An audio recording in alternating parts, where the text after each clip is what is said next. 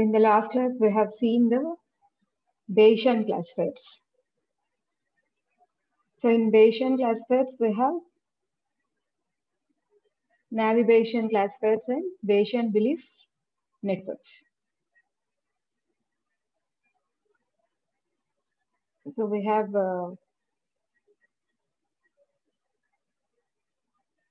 under Bayesian classifiers, we have Navi-Bayesian classifiers and Bayesian belief networks we have.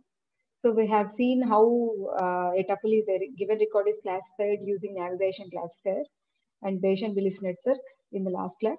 And today we are going to see about the functionality or working process of rule-based classifiers.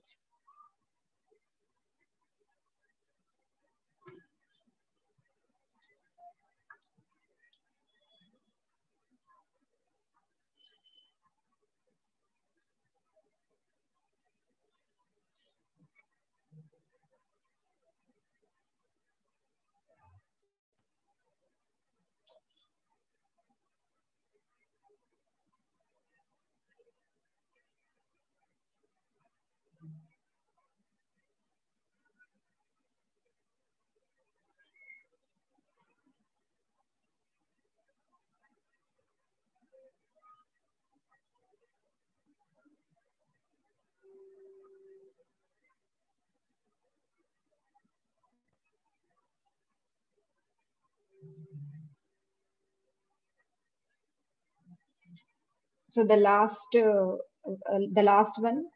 type of classification classifier covered under the concept of classification. So we have the concept of classification and prediction, right? And we are from the last few classes we have seen different methods under classification. Decision trees we have seen, and Bayesian classifiers we have seen, and now we are at the last classifier, which is covered for our syllabus, is a rule-based classifier. So as the name itself indicates, rule-based classification. So here classification is done based on some rules. Those are the purely some if-then rules. So based on some if-then rules, here the classification is done. So the rule is in the form of if we are having some condition there and we are having some then part. We are having some result is there here. So this is the form of the if-then rule, where the if part, here the if part is referred as antecedent of the rule.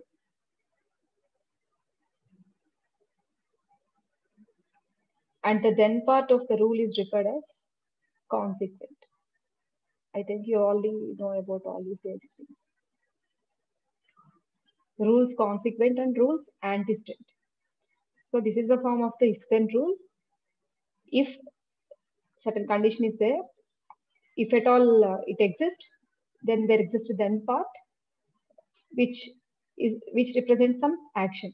So the if part, the LHS of the rule is referred as antecedent, and the then part is referred as consequent. So here in the if part, we are having some set of conditions which are logically ANDed together.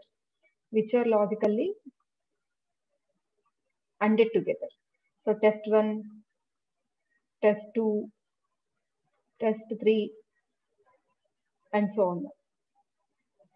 So if part consisting of one or more rules, if at all these rules are tests are successfully satisfied, then we can go for the then part, which consisting of generally the class label.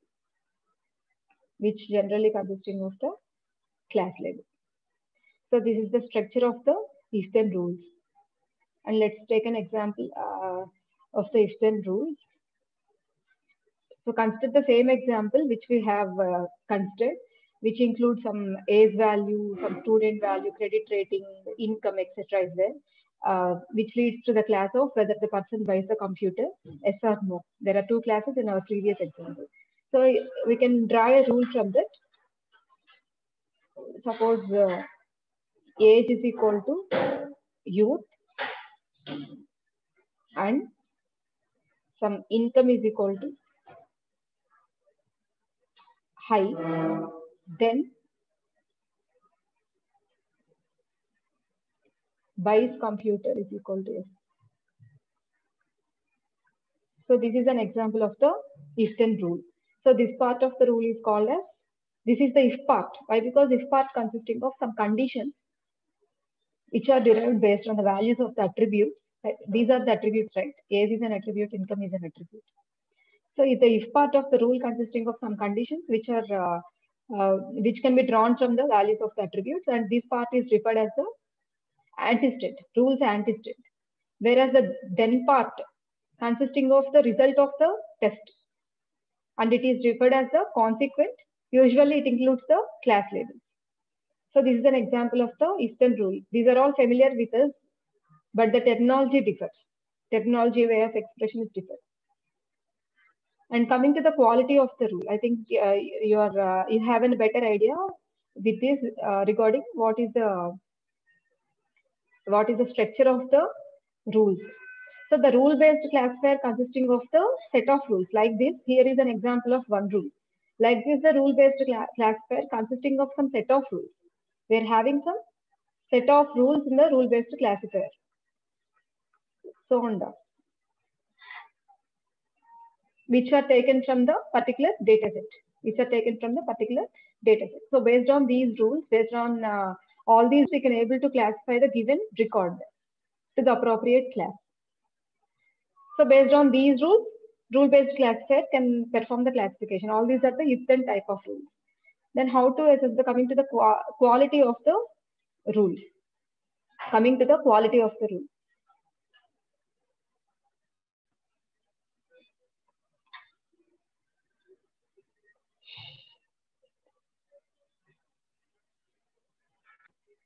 So coming to the quality of the rule, am I audible? Yes, ma'am. Some internet connectivity issue is there. If at all any trouble you are facing, please wait a second. It will be automatically connected. So let's coming to the quality of a rule. So quality of a rule is measured in terms of its coverage,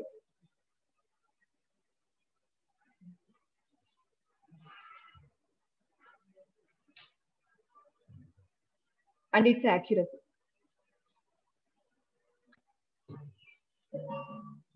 So quality of a rule is covered in terms of its coverage and accuracy. Where coverage of a rule indicates that number of tuples, the percentage of tuples that are covered by that particular rule. That means in the previous example, we have taken a rule, right?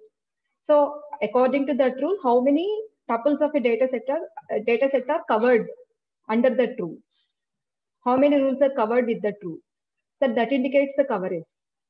And coming to the accuracy of the rule, it indicates the percentage of tuples that are correctly classified by the rule. So coverage is different from the accuracy. So coverage indicates of tuples that are covered by the rule. With respect to the total tuples present in the data set, percentage of tuples that are covered by the rules indicated by the coverage of the rule, whereas this percentage of tuples that are accurately classified by the rule, that is covered by the accuracy of the rule. So these two are the quality measures. These two should be good for a good set of rules. And there are just two concepts, two terminologies with regard to the rule-based classification: triggering and firing.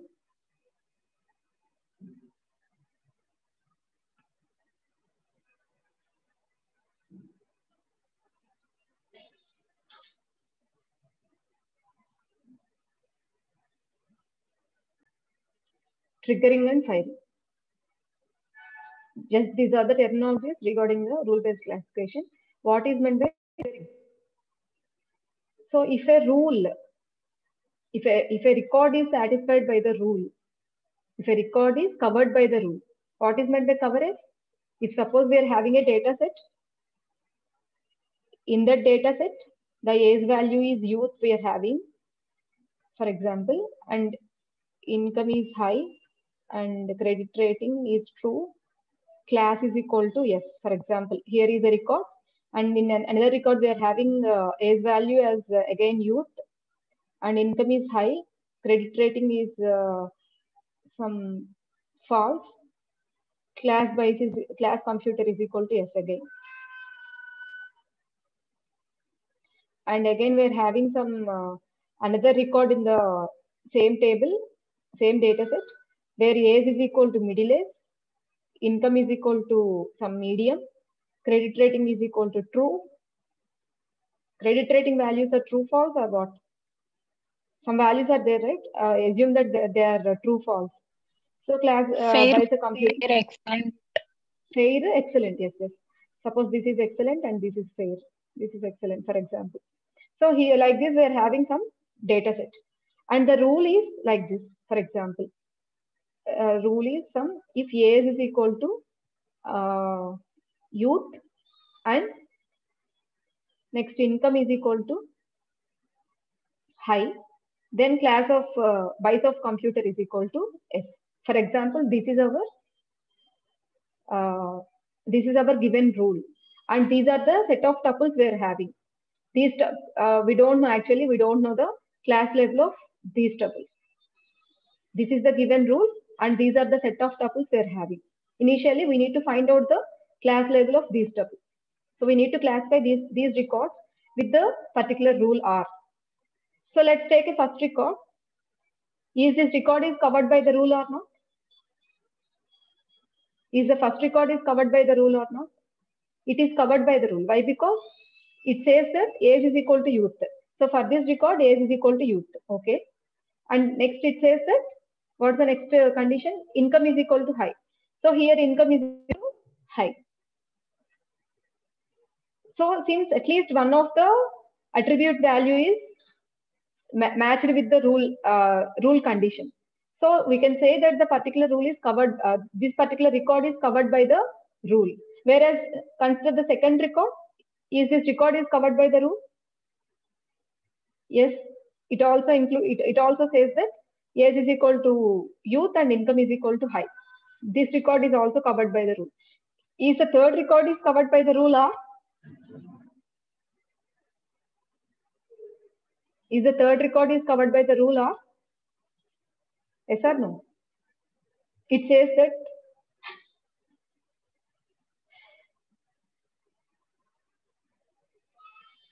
just wait a second.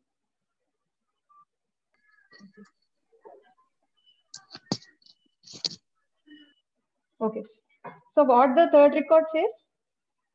Age is middle age and income is equal to medium and credit rating is equal to, what is this? Excellent. Huh? Okay. Excellent and class is equal. Class we need to find out actually. So is the third record is covered by the rules? No, ma'am. No. Why? Because it, according to the rule, the age value should be youth, but here the age value is middle age. So this is not covered by the rule. So if a record is covered by the given rule, then we can say that it triggers the rule. It triggers the rule. So triggering is a term used whenever the particular record is covered by the rule. So this record is triggered by the rule R, this record is triggered by the rule R, but this is not triggered by the rule R. This is not triggered by the rule R. And next, firing. What is meant by firing? If at all a record is triggered by the rule, then there is only one rule that triggers the record, then we can say that the rule is fired. If a record is triggered by the rule, up to that we know that.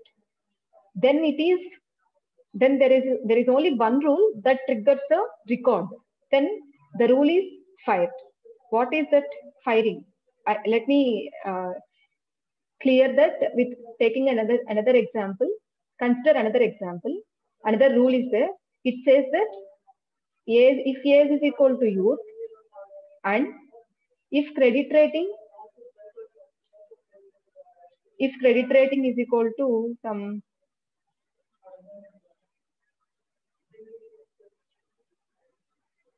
excellent, for example, then it classifies the tuple as S.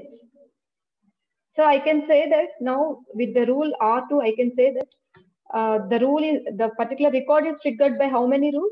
Now we are having two rules. the particular record is triggered by which rule?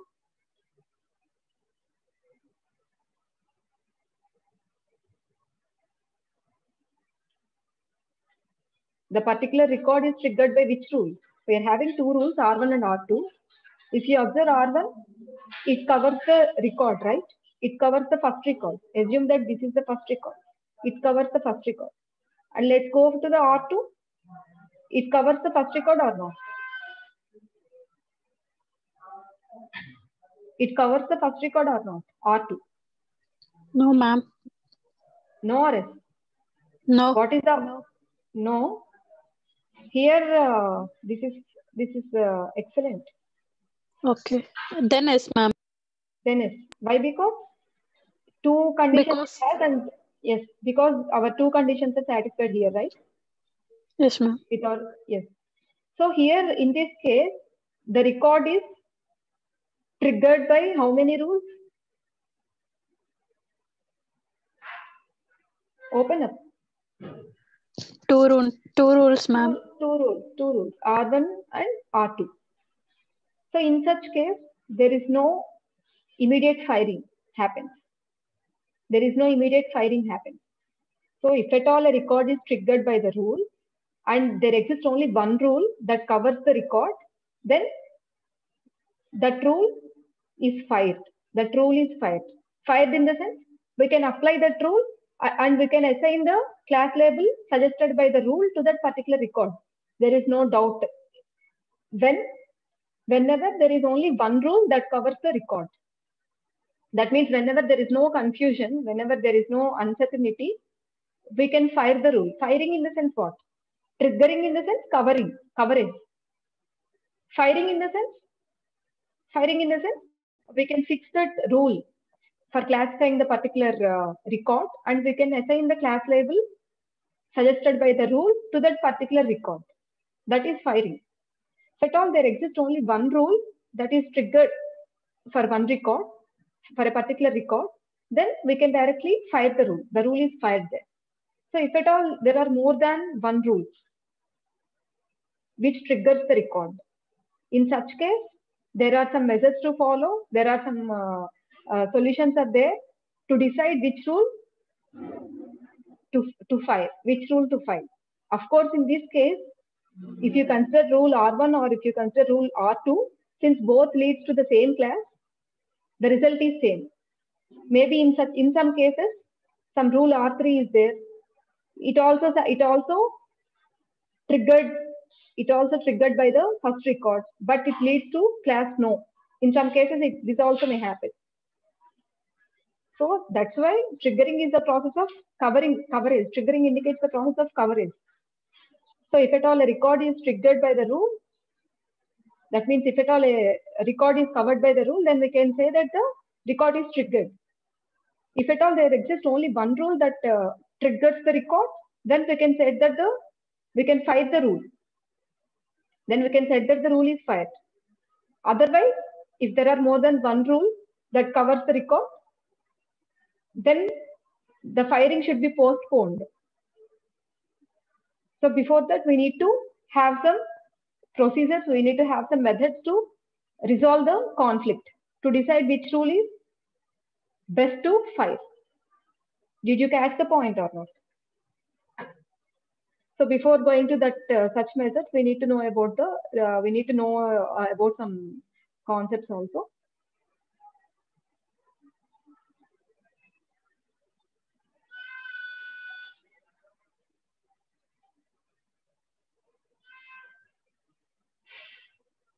Okay. So next, coming to the characteristics of the rule.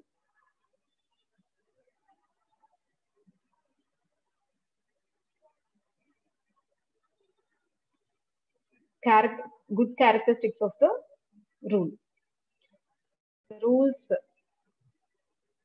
The rules should be mutually exclusive.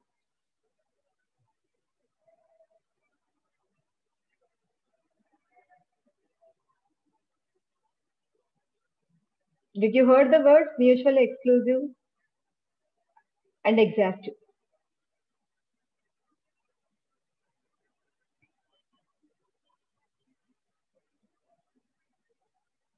So these are the two characteristics of the rules present in the rule set. So since for the rule-based classification, we are having the rule set, which consisting of some set of rules. The rule set consisting of some set of rules, right? So there exists some characteristics for the set of rules. Those rules should be mutually exclusive and exhaustive.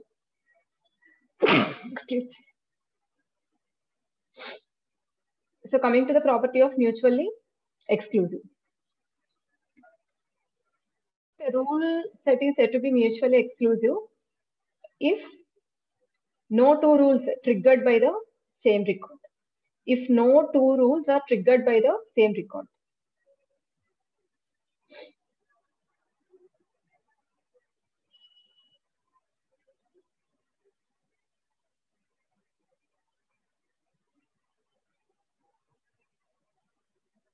I think you can understand this, right?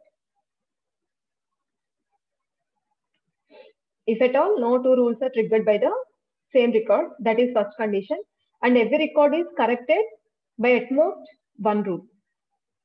And what is the second condition? Every record is covered by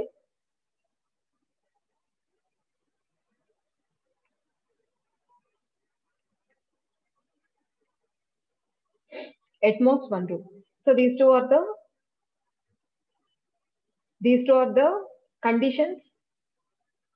We can say that if these two conditions exist, we can say that the rules are mutually exclusive. If no two rules triggered by the same record.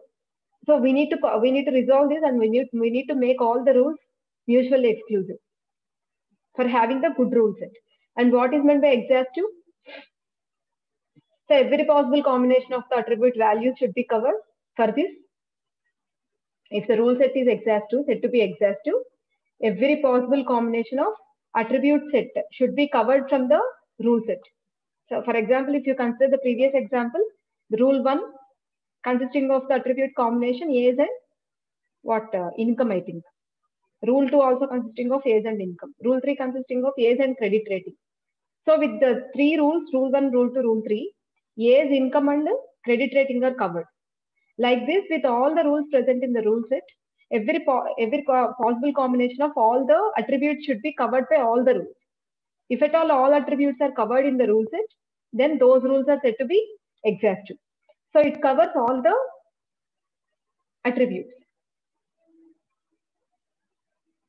All attributes should be covered.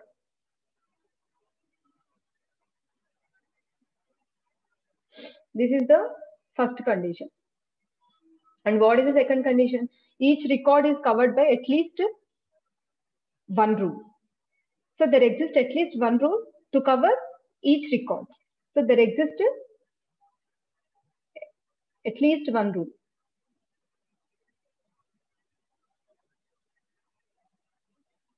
To cover each record.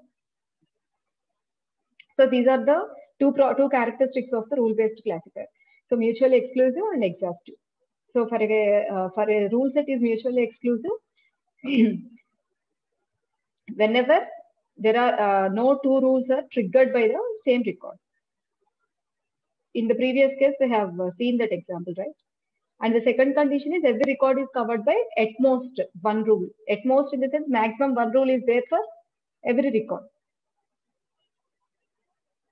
So here, coming to the exhaustive property, here all attribute combinations should be covered by all the rules. And there exists at least one rule to cover the record. There exists at least one to cover each record. That means each record should be covered. There exists no rule which covers which doesn't cover any of the records. So these can be explained with an example.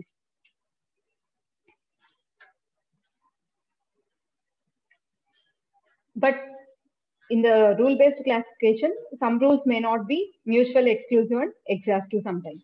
In the same example which we have discussed, there it doesn't follow the property of mutually exclusive. Why? Because it consisting of two rules. There are two rules for covering one single record. So how to derive the perfect rules? In such cases, how to derive the perfect rules? So rule extraction We need to focus on rule extraction. So this can be done in two ways, direct way and indirect way.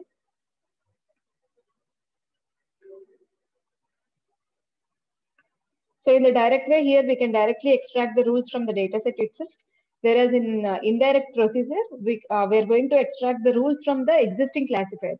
Generally, decision trees are used to extract the rules most strictly. So we can able to extract the rules from the decision trees. Now, how to extract the rules from the decision trees? So if we have a decision tree, let's consider a decision tree. Here, for example, this is A.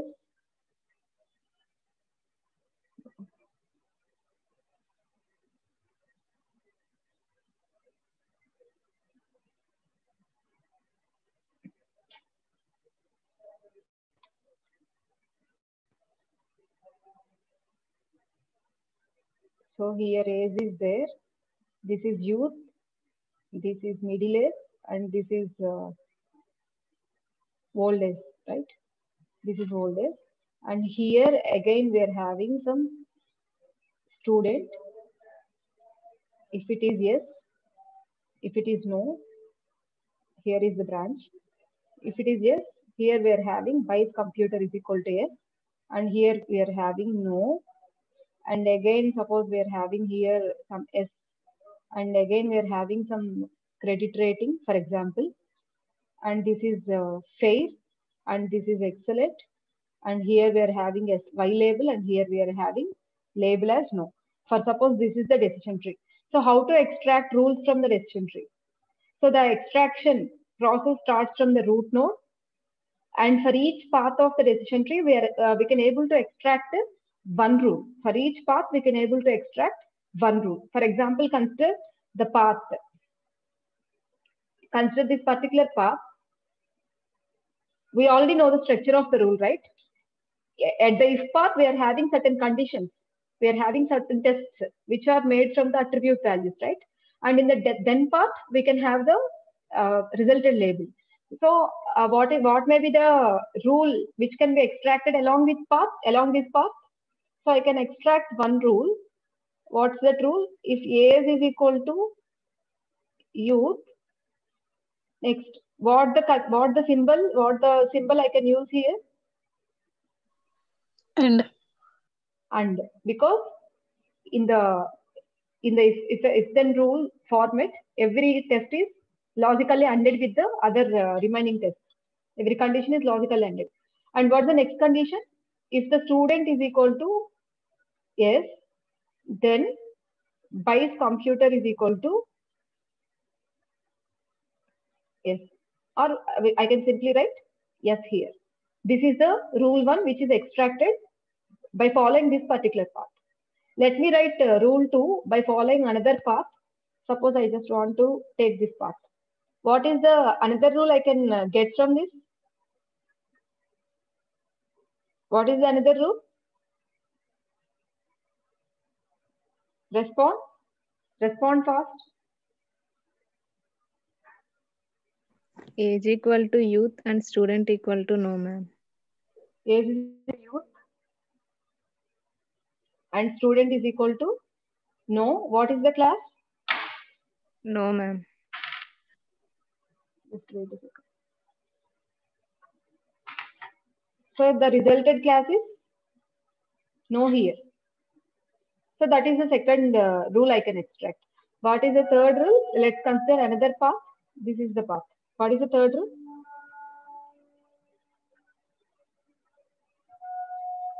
Age is equal to? Is equal to middle. Age is equal to middle. Bayes computer equal to yes, ma'am. Yes. Why? Because here is only one condition. So we can simply write this rule like this. So let me take another path. This is another path. So I can extract another rule. What's the rule? In the fourth path? Age equal to old. Credit card rating equal to fair. And credit rating is equal to fair. It leads to S path. So like this, we can generate as many rules as possible based on the size of the decision tree. And the rules which are generated, the rules which are generated can be represented like this. R is equal to set of R1, rules R1, R2, R3, R4, and so on. And all these rules are connected with the logical R. So we can go through either R1 or R2 or R3 or R4. And I can say that all these rules which are generated are having the following the good property of the rules. What are the properties of the rules? What is the good property of a good rule set? It should be mutually exclusive and exhaustive. Each path is different and each rule is different. And the rules in the rule set, we can say that those rule sets follow the mutually exclusive property and exhaustive property also. And next we are having the concept of pruning. So since in the decision tree we are having the concept of decision tree pruning, like that we are having the concept of rule pruning.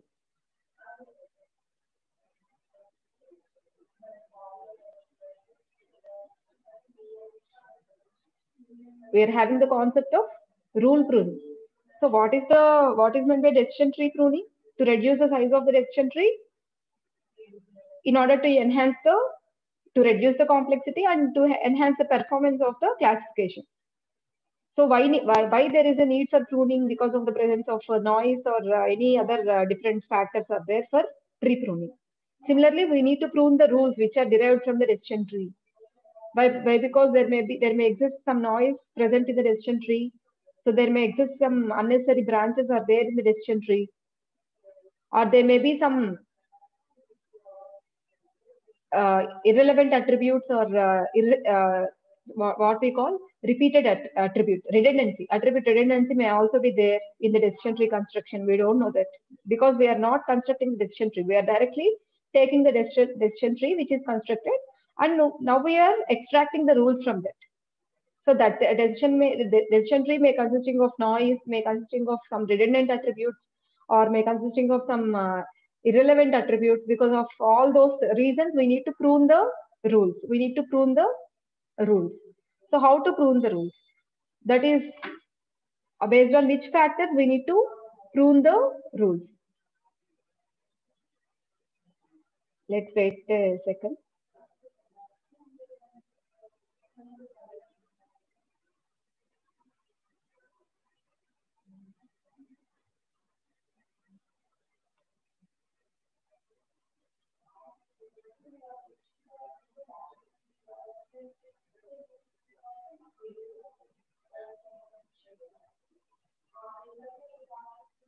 So there are certain factors which based on which we can prune the trees. So that is based on the attribute test.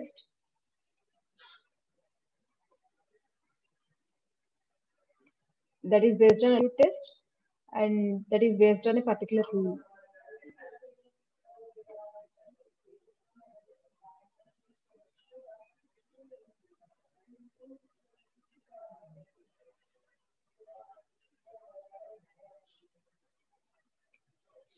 These two factors, based on these two factors, we can perform the rule pruning. What is this attribute test?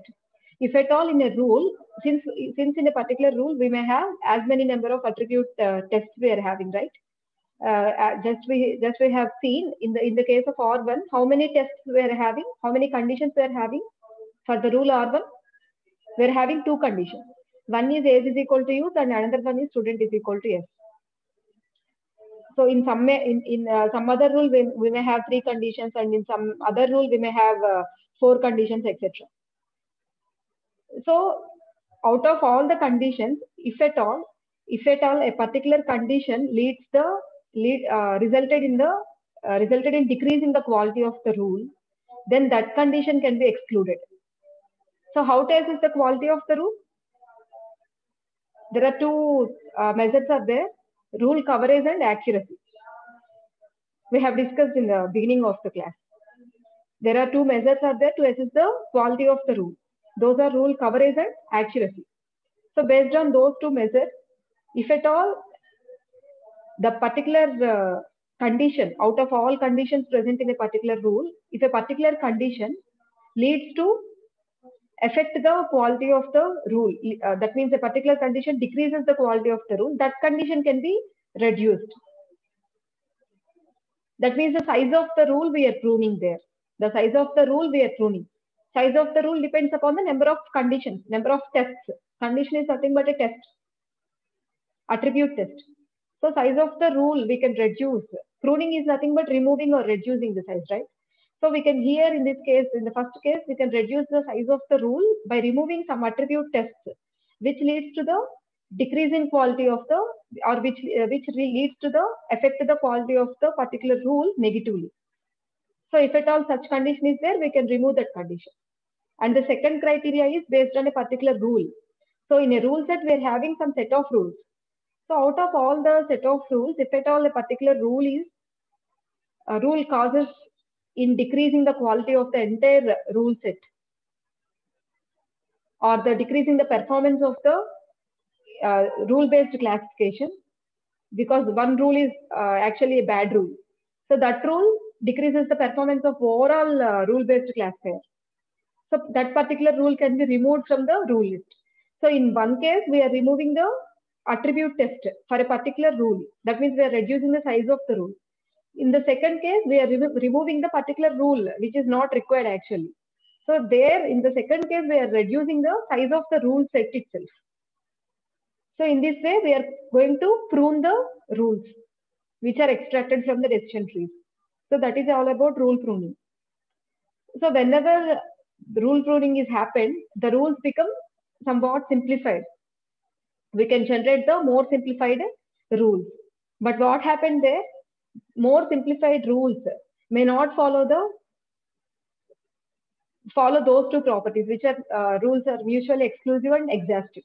So if at all, in general, the obtained rules should follow mutually exclusive property and exhaustive property. In general, all the rules are not, all the rules may not be follow those two properties. That's why we are extracting the rules from the decision tree.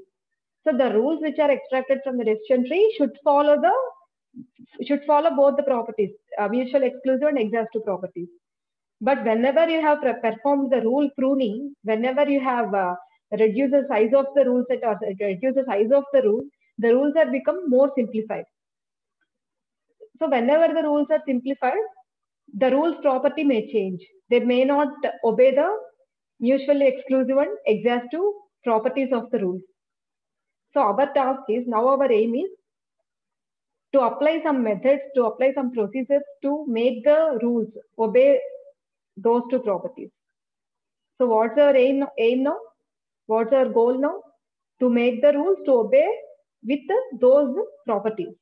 So for that, we are having, for obeying mutually exclusive rule condition, what is the first property of the rules?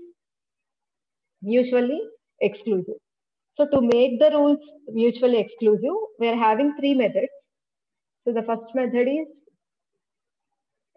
size ordering. And the second method is class-based ordering.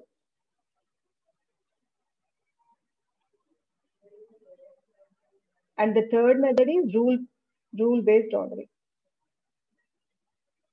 Rule-based ordering. So these are the solutions if at all we are having a problem of having more than one rule for a given record. So according to the mutual exclusion property, there exists only one rule for a given record. So if at all, after simplification of the rule, after pruning the rule, if at all the rule set results in a situation such that there exists more than one rule that is triggered for a given record. ఒక record కి చాలా rules cover అవుతున్నాయి. If at all that is the case, these are the solutions. Size ordering, class-based ordering, rule-based ordering is there. And based on, by following one of these solutions, we can order the rules which are triggered. For example, we are having the rules R1, some R3, some R4. Assume that these three rules are triggered for the particular record. some X record is there, X observation is there, and for that particular observation, how many rules are triggered? For example, 3 rules are triggered. But according to the mutual exclusion property, there exists only one rule should be triggered for one record. If at all that is not the case, then we can go for the solutions. Those solutions are size ordering, class-based ordering, and rule-based ordering. So according to these three, by following one of these three solutions, what we can make, we can order the rules.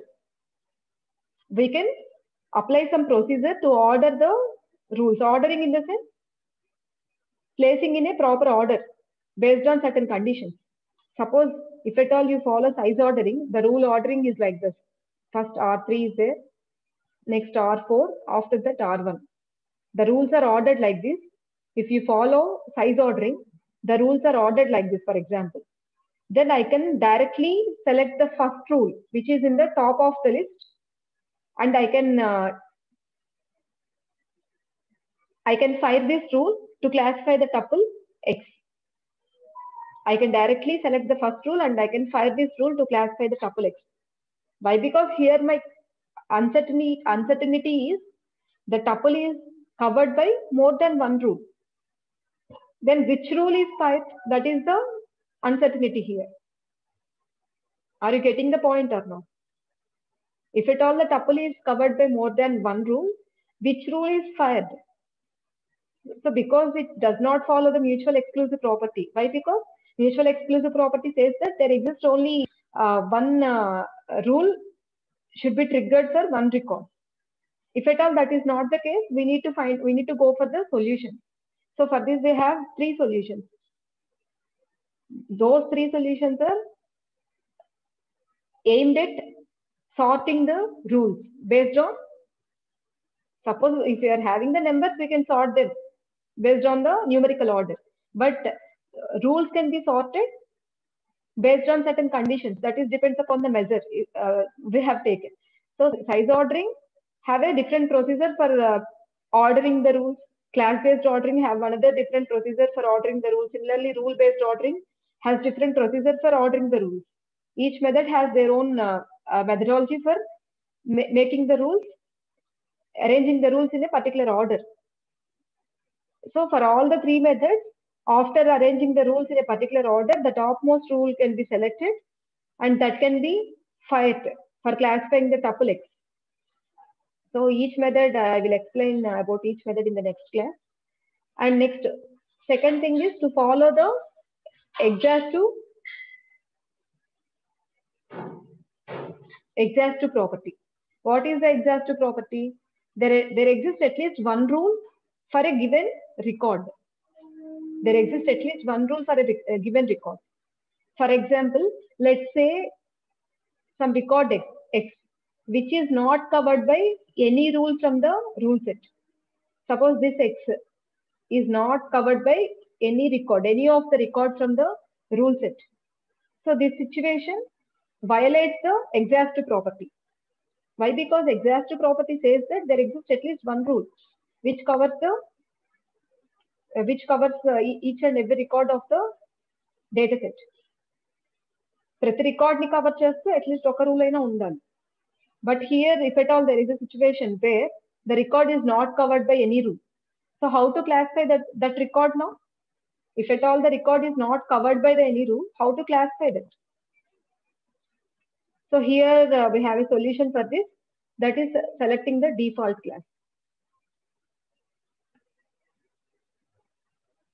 Here is a solution for that is selecting the default class. So in such case, we can select the default class, where that particular default class can be assigned to all the records which are not covered by any rules from the rule set. So we have a procedure for identifying the default class. Based on the procedure, we can fix some particular class. Suppose A is a class. We can fix A as a default class. So I can assign all the tuples to the class A when, if at all that are not covered by any of the record, any of the rule present in the rule set. If at all that is the case, I can go for the default class. So here we have two properties are there for the rule set. If at all the rule set is not following that properties, we can have some solutions. So for the first property, to achieve the first property, we are having three solutions, and to achieve the second property, we are having a solution called default class.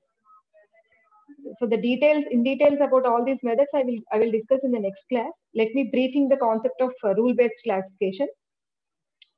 So similar to the decision tree classification and Bayesian classifications, we are having rule-based classifier. So in rule-based classifier, we are having some set of the name itself indicates that in the rule-based classifier, we are having some set of if-then rules. So based on that rules, we are going to classify that. And the if part is called as antecedent or precondition, and the then part is called as consequent. Right? The if part is called as antecedent. The if part is called as antecedent, and the then part is called as precondition. So we extracting, and then quality of the rule. Quality of the rule can be described in two terms: coverage of the rule and accuracy of the rule. Where the coverage of the rule explains that it gives the percentage of the tuples which are covered by the particular rule. Where the accuracy of the rule represents the percentage of the tuples which are accurately classified by the particular rule set. So those two are the quality measures for a rule-based. That means quality measures for a rule set. And next we are having the terms triggering and firing. So what is triggering and what is firing? How can, whenever we use the word triggering, whenever the particular record is covered by the particular rule, we can say that that rule is triggered. That rule is triggered. When we use the term firing, if at all there is only one rule that is triggered by the particular record, we can say that the rule is fired. But not all the rules which are triggered are fired. That means not all the triggered rules are fired. So if at all there exists more than one rule which is triggered, then there exists some solutions. What are the solutions? Size ordering, rule-based ordering, class-based ordering is there. Like this, we are having several solutions to finally select which rule to fire. So there exist two properties, two characteristics of the rule-based classifier for all the rules of the rule-based classifier. Those two properties should be obeyed to have an effective classification. What are the two characteristics? Mutual exclusive and exhaustive. So according to the first property, mutual exclusive, it says that no two rules should be triggered for a given record. No two rules should be triggered for a given record. I think the same concept you can have in your OS subject also. Mutual exclusive. Deadlock subject lo meeku topic vastundi. Deadlocks subject deal cheseటప్పుడు we are having the topic of mutual exclusive. And what is the second property? Exhaustive. According to the exhaustive property, there exists at least one record for a given, there exists at least one rule for a given record that covers a given record. So in general, the rules may not follow the mutual exclusive and exhaustive properties. So in order to generate the effective rules, we are having two methods. Direct method is there, where we can directly generate the rules from the data set. But to generate the effective rules, we are having the indirect method, where we can extract the rules from the classifiers which are already constructed. And generally, from the decision tree, which is constructed, we can extract the rules to generate the effective rules. So, yes? Any doubt is there? Okay. So how to extract the rules from the decision tree? So it can be, that means each rule can be taken from the, by starting from the root of the decision tree to leaf node. So each path of the decision tree can be extracted as a rule.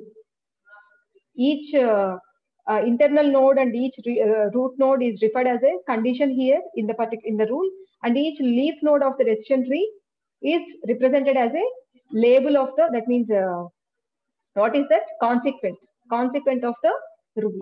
Like that, we can extract as many number of rules we have, and we can say that all the rules or following mutual exclusive and exhaustive properties. And after that, we are having a concept of rule pruning, just like decision tree pruning. Within few seconds, I will close the session. Please wait. So we are having a concept of rule pruning. So why we need to prune the rule? To avoid noise, and because of there may exist some irrelevant attributes, and there may exist some repeated attributes like that. So we need to prune the rules which are extracted. So there are two ways to prune the rules. First way is, if at all in a particular rule, if at all there exists some unnecessary attribute test, which leads to reduce the quality of the attribute.